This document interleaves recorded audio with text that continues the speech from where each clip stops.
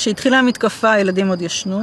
אני נכנסתי לממ"ד להיות איתם, ונעלתי את הממ"ד. הסברתי שיש סכנה בחוץ ויש אנשים רעים. ואז אני שומעת את הדלת של הבית שלי נפרצת, ואני שומעת דיבורים בערבית בתוך הבית שלי.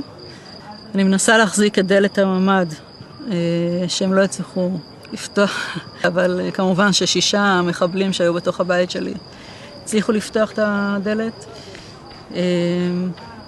הם ירו כדור אחד על הדלת כדי לפתוח.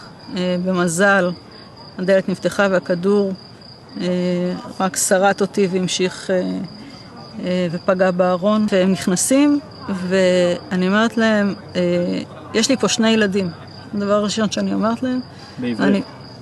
לא, באנגלית.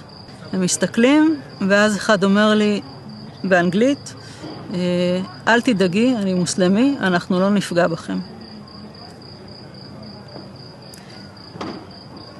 זה תפס אותי מצד אחד בהפתעה, מצד שני זה הוריד לי הרבה לחץ, וישבתי עם הילדים שלי, והמחבלים הביאו כיסא מהפינת אוכל. היה מחבל חמוש כל הזמן איתנו בממ"ד, והשאר מסתובבים בבית. אחד מהם רואה על השיש בננות, אומר לי, אפשר לאכול אחת? אמרתי לו, כן, אתה יכול לאכול אחת. מה הילדים אומרים? הגדול קצת יותר נלחץ.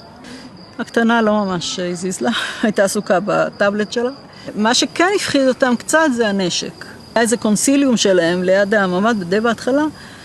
הם דיברו בערבית, ובן שלי שואל אותי, הם עכשיו חושבים איך להתנצל?